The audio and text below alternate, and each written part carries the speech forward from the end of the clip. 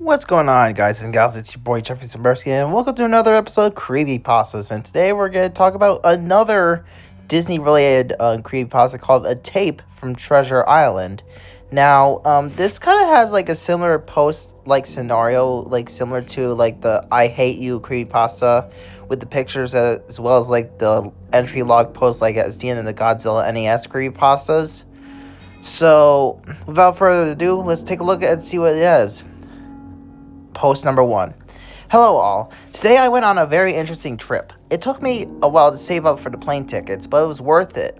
Before I get into too much detail, I should introduce myself. Well, I'm very paranoid when it comes to the internet, and I won't disclose my real name, so just call me Delmar. I don't know what it is about that name, so I just taken a liking to it recently. Okay, let's get down to business. I recently got plane tickets to Florida and booked a stay at a small hotel near a special location.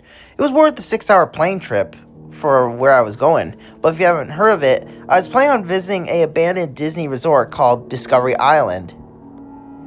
I did my research, and it was originally known as Treasure Island in the early 70s. The mystery behind the island was very intriguing to me because it shut down suddenly in 1999. There was a lot of controversy behind the island. It was commonly accepted that the reason behind the island's abandonment, and I don't necessarily accept that as easily as others might.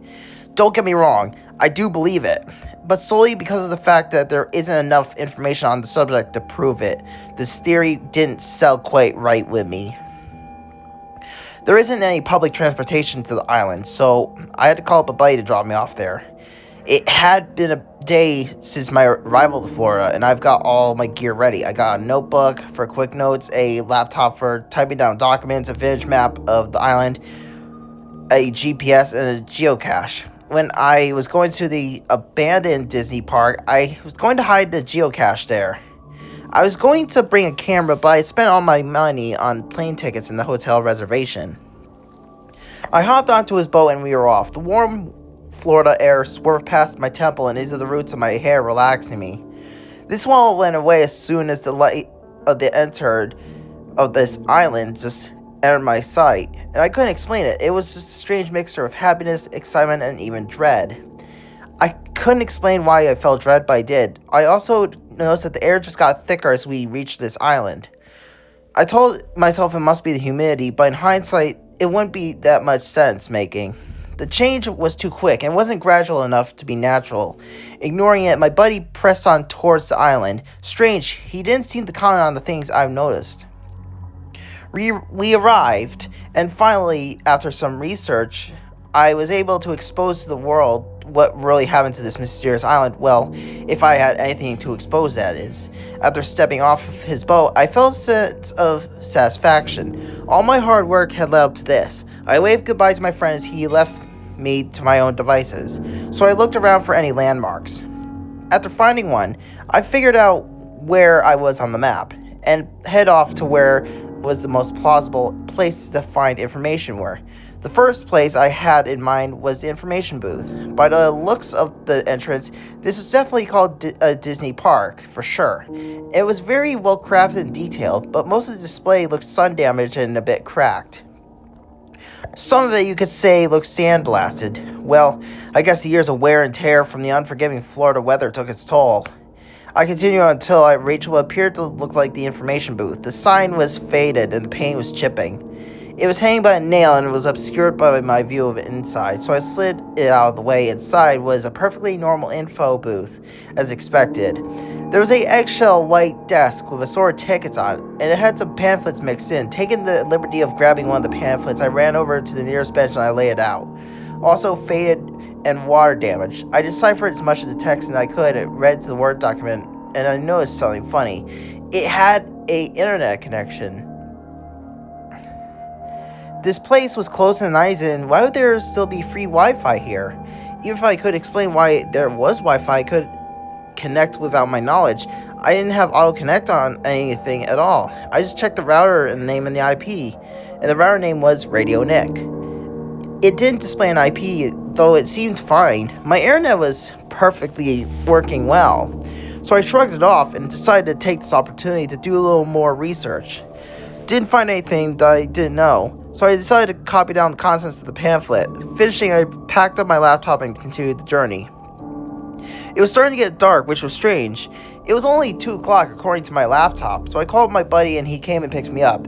I asked him what time it was when it usually got dark in Florida. He told me around this time of year, which was June, by the way. The sun set at roughly 8 to 8:30. Perplexed, I opened up my laptop to see the time was in fact 8:30. It really said 2 o'clock 10 minutes ago.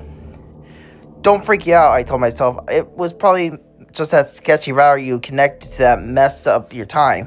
Probably was set to the wrong time zone or something. But we arrived ashore, and I took my rental car to the hotel, and after typing this up, it's really to put into perspective how weird this was.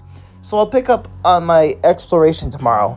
I have about 4 more days of my reservation, and I'm planning to make the best of them. Post number 2. The island is hiding something big. I cannot think of the logical explanation of what I have witnessed today. I feel impure. That's the only word that comes in my mind when describing what I felt. Something unholy has to happen on that island, and I feel like it's my duty to find out. Okay, before I get into what happened, let me level with you for a sec. Here's the info I got. Remember in that last post when I told you to call me Delmar? You might most likely thought that it was a random name. In all honesty, I thought so too. Remember the name of the mystery Wi-Fi signal that I was getting called Radio Nick? Those 2 names are linked. I dug a little deeper into the story of the island and I found out the original owner of the island was a man by the name of Delmar Nicholson. His nickname was Radio Nick. I couldn't find any records of him, but I did get some info after interviewing some locals. They said he was a rather reclusive type. He seemed to have the dark cloud hovering over him at all times. He was antisocial and didn't talk to anyone. I've even heard some claims that he was, get this, satanic. Freaking satanic as hell. That is a comforting thing while roaming the island. Previously owned by some freaking Satanist or some shit like that. But I have heard other claims that he was just Wiccan.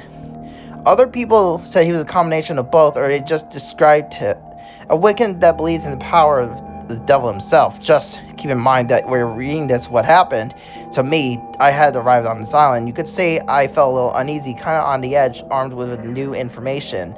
So I still got that same feeling of dread as the day before. Only this time I felt more sad than anything. So I entered the park determined to find out anything more about this Radio Nick thing. I planned my route the night before. My first stop was the Explorer's Outpost. Judged by the name, it was some sort of employee area. I couldn't find any info on it, but I was going to trust my gut. I headed up the dock and took a left. There was a building with a thatched roof that had splintered from storms since the closing, and walls made out of various wooden sticks. Most of them snapped in half. The small sign stood in front called Explorer's Outpost. I think I'm in the right place. Before proceeding inside, I looked up and remembered the position of the sun. I walked through what was left of the deteriorating front door into a tropical room. It had an info desk and some benches. All the ropes used to form lines had fallen over, and the door leading to behind the desk was blown apart, more so than most of the room. It was as if something forced its way into the back. I proceeded with caution into the back room. There was a room with a bunch of filing cabinets inside. Most of them were open, and half the files were on the floor. The corner was particularly very dark, almost unnaturally dark, but something there made me freeze. Something turned its head around, and its eyes reflecting the light coming into the room. The eyes lunged at me, the light revealing that it was a vulture.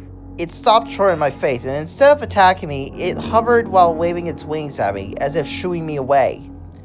I fell on my back as the vulture landed on the ground below it. It bowed its head at me. My heart was racing a mile a minute.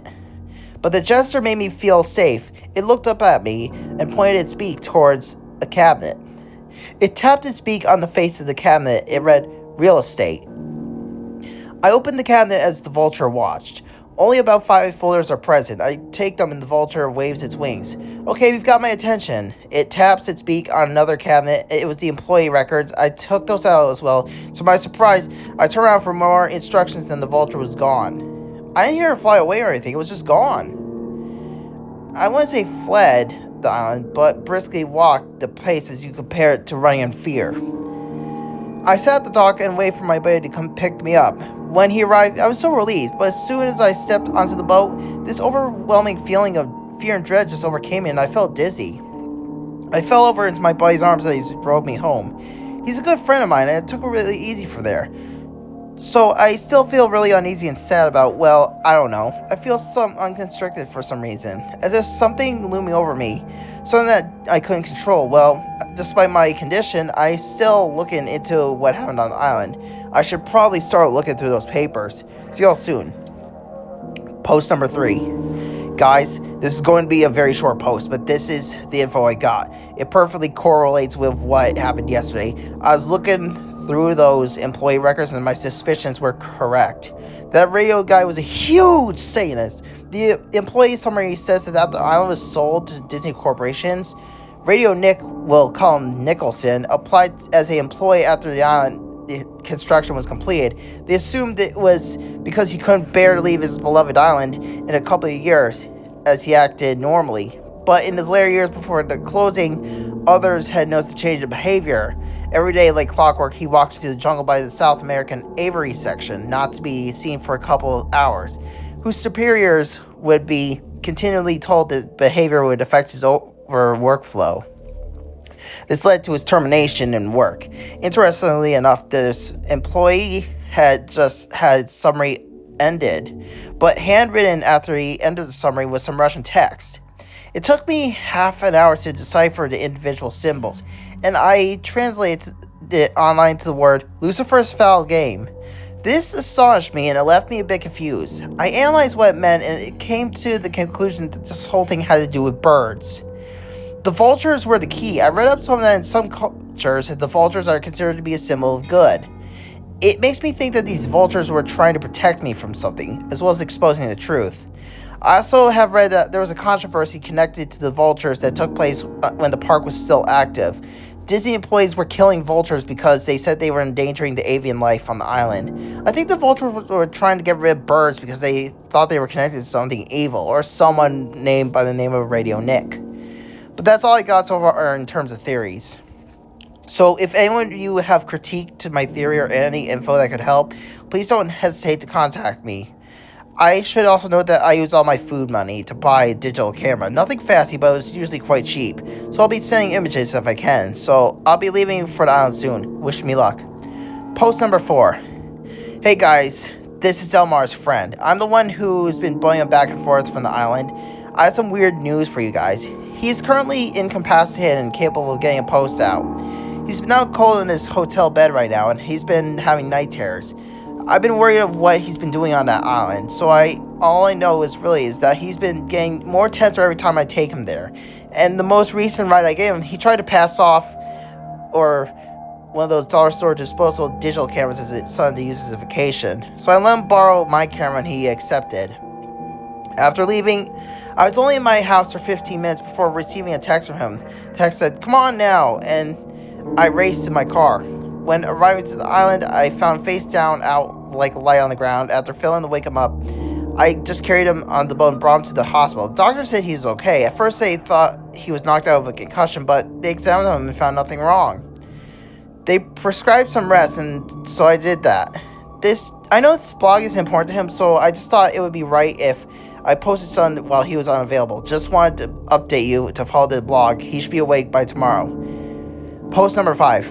I'm done.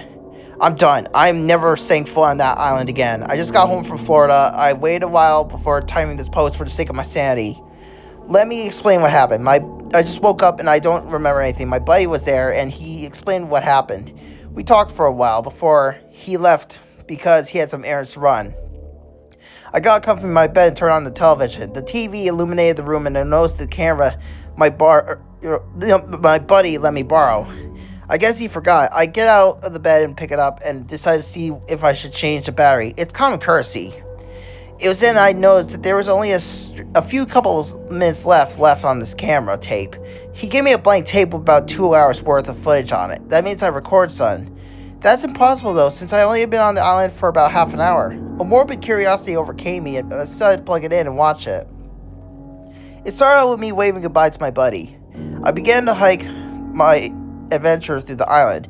The video then cuts to me at the aviary section of the island. Keep in mind that I don't remember any of this, and I was looking around for anything that might have some questions, to be answered.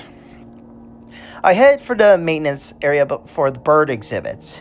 I closed the doors behind me, being the genius that I am. It was something dark in there. Light enough that you can see, but dark enough to make you feel uncomfortable. It was a room full of bags of bird food, some ripped open and spilled on the floor. There was a bucket in the corner that I could see with some scrapers next to it. I could only guess that's what it's for. I continued on to the dim room, where I found the room with a bunch of pedestals scattered on the floor. It seemed that they were ripped off by something and hastily thrown into a back room. I put on the camera by an AC unit, and I watched myself pick each one of them up. I looked surprised and a bit scared. I showed the camera the face of the pedestal, and it was one of those information ones that taught you about the bird that I was showcasing. It had an upside-down pentagram burn on it, and I paused the tape to clear my head, which I continued bracing for the worst. I picked up another and showed this one to the camera, an upside-down cross which appeared to be a crude Mickey Mouse nailed to it, and I put it down slowly, but a bang made me freeze. I stood there for about 10 seconds before someone made me grab the camera and run. The camera cut to me walking outside, and it was dark now. Using a flashlight to lead the way, I briskly walked through the park. It was eerily quiet, but the only sounds I heard was heavy breathing and quiet footsteps. This continued for about 10 minutes. The video cut again. This time, I was in what appeared to be a bathroom. I was kneeling on the bathroom ground, facing the side of the stall. I was leaning in as if I was deeming deprived of strength. I turned around towards the camera and started to softly cry. I felt uneasy, as I don't usually cry at all. But after a bit of sobbing, a female-sounding voice had sounded off in the distance, simply saying, "Stop," in a firm voice. I did as she commanded. I hesitated for a bit without warning. I punched a hole through the hard plastic stall wall and began to scream before the video cut to a new scene. This time I was in the security room. All the TVs were on perfectly functioning, and they were displaying different parts of the island. People were hustling and bustling about the displays and displays. The camera zoomed in on the date displayed in the corner, and all I could get out was the year 1999. I believed it was the day of the park closing. It showed to be one man climbed over the railing into the jungle. The security feed began to fast forward and stop after 10 seconds of fast forwarding, and what I saw next I couldn't get out of my mind. All the people in the feeds were covering their ears and bending over in agony. The only people that weren't were the employees, who started to show alarm. They couldn't understand why. If someone could accept me and my coworkers began to act like that, I'd be panicking too. They tried to get things to stop from shaking the people, hitting them, but nothing got them to respond. One of these employees stood up and shot at the other employees and started to run away from them as if they were running from something. I soon realized what they were when the dark black mist rolled over the island visitors at a surprising rate. It didn't even seem like mist. It was just a black mass that consumed the camera's view. I stopped the feed and backed away, only to see a soft voice speak from behind. "Hello." The camera swerves only to see Snow White staring blankly at me. "Have you met Nick yet?" She undergoes a gruesome transformation. Her eyes just turn a dark black with veins around her eyes splintered around from the, center. Her eyes turn white, and she violently cocked her head to the side with a loud crunch. Her jaw dropped and almost touched her shoulder as she let what sounded to be a scream. It was so loud it destroyed the audio. She put her arms straight out in front of her and lunged for the camera before it cut again. I was wandering through what appeared to be a plaza someplace. I, every once in a while, peer into the displays of snack bars. Every time I would find another one of those pentagrams burned to the ground on the inside. My silence worried me. Whispering became audible, but it was multiple voices. My steps became paired with another and so on. My walk became a brisk jog, and I stopped to check on the displays. I was tempted to stop this video, but I gathered my courage and pressed on. I abruptly stopped in place while the whispering in the footsteps just grew louder. I quickly turned around and find nothing, and the whispering and the footsteps stopped. I let out a pained sigh of relief, or at least that's what it sounded like. I turned back to be greeted by Mickey Mouse. He said, "Have you met Nick yet?" Mickey began to violently shake, after which his eyes exploded, sending guts and blood spewing out of his eyes. After I hear a scream from an unknown voice, then halfway through the explosion, the video cuts again. It was lighter out. Blood was splattered on the camera, only a little bit. I was sobbing again, but I was holding the camera and walking through the woods. The camera jerked forward, and I almost dropped it. The camera pointed out at what it was, a arm that was sticking out of the ground, grabbing my ankle. I pulled it away and pulled the rest of the body that belonged to the arm with it. It was a sickly version of Mowgli, the protagonist from the Jungle Book. He looked gray, and he strangely had more contrast than the rest of the characters in the shot.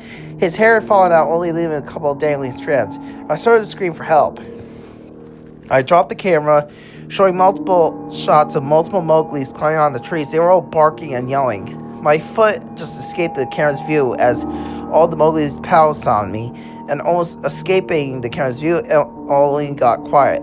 Camera just sat there for 30 seconds. Re-entering view, I stood up, picked up the camera, and walked through the jungle for a while until I got to a cliff, had to jump over a railing to get to it. Placed the camera down and walked towards the edge of this cliff and leaned over to the edge and fell. I'm done. I'm done asking questions. I'm done being curious. I'm done looking for answers. I'm just done. I refuse to try to analyze anything I saw on that tape. I refuse to further explore the topic. I'm done with the vlog. This will be my last post. I know this may be an anticlimactic ending, but honestly, I don't care. Feel free to speculate and discuss any theories on this. Just know that I will not be answering any questions. No, I will not provide the video. I'm not wasting my time digitizing it. The only thing I'll provide is this picture that I found on my digital camera that I brought. Goodbye, all. I'm done. I'm done. And that, ladies and gentlemen, was the tape to Discovery Island, or tape to Treasure Island. And it was pretty good. Now, there wasn't the blood cliche with the whole, like, shaking after saying this one thing, as well as, like, the whole mention of Satanism. That's pretty stupid as hell. But this does have some good inspect, knowing that this island actually did exist. Because, you see, this island, Treasure Island, known as Discovery Island as well, it actually was a Disney park, and it closed down due to, like, saying how Disney was doing their mistreatment with vultures, like killing the vultures because they threatened the sparrow population that Disney had before the sparrow population went extinct in 2001 or something like that. But anyways, if there was anything else I would want to change this, it's like make it more of like talk rather than vlog, because I'm not much a fan of vlogging. So yeah, so what do you do to make this creepypasta better? Like it if you like it. This is Jeffrey Sambursky, and I am out.